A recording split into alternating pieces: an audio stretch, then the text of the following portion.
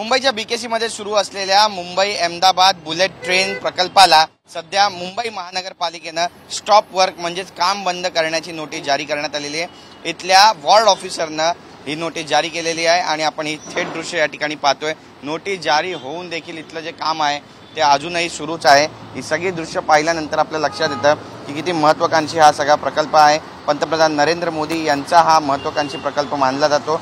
मुंबईतील बीकेसीतलं पहिलं स्टेशन तयार होत आहे, ज्याचं काम सध्या जलद गतीने सुरू आहे। पण या कामात सर्व नियमांची आणि विशेष करून वायू प्रदूषण नियमावलींची पायमल्ली झाल्याचा मनपाच्या निदर्शनास आलेला आहे आणि या प्रकल्पामुळे मोठ्या प्रमाणात वायू प्रदूषण झाल्याची तक्रार जी आहे ती सुद्धा मनपाकडे प्राप्त झालेली आहे आणि हेच कारण आहे की सध्या हवेची गुणवत्ता जी आहे ती वारंवार ढासळत आहे। ही सगळी दृश्य जर आपण पाहिली तर या ठिकाणी काम सुरू आहे आणि काम सुरू असल्यामुळे याचा जो थेट फटका आहे तो कुठे ना कुठेतरी वायू प्रदूषणाला बसतोय आणि मुंबईतील हवेची गुणवत्ता ही अतिशय वाईट श्रेणीमध्ये पोहोचलेली असताना या प्रकल्पास मनपाचे आधीच चेतावणी जारी केली होती मनपाच्या अधिकाऱ्यांनी, पण कंपनीनं कुठलीही तसदी न बाळगल्यानं या संपूर्ण परिसरात सध्या प्रदूषणाचा ऱ्हास झाला आणि ठिकठिकाणी धुळीचं साम्राज्य तयार झालेलं आहे। हा फुटपाथ पहा, हा रस्ता पहा, या रस्त्याची ही अवस्था पाहिल्यानंतर आपल्या लक्षात येईल की किती मोठ्या प्रमाणामध्ये या ठिकाणी ही धूळ तयार झालेली आहे आणि एकीकडे मुंबईमध्ये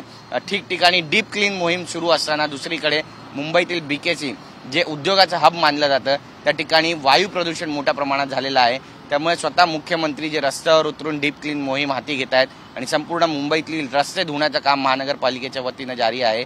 या ठिकाणी सुद्धा पोहोचतील का आणि या ठिकाणी येऊन इथल्या परिस्थितीचा आढावा घेतील का हे पाहणं सुद्धा तितकंच महत्त्वाचं ठरणार आहे। कॅमेरा पर्सन खंडुराजसह गिरीश गायकवाड, TV9 मराठी, मुंबई।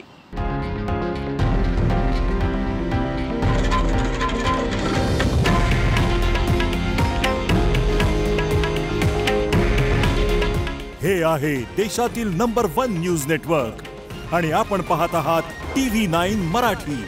काळजी तुमची, हित महाराष्ट्राचं।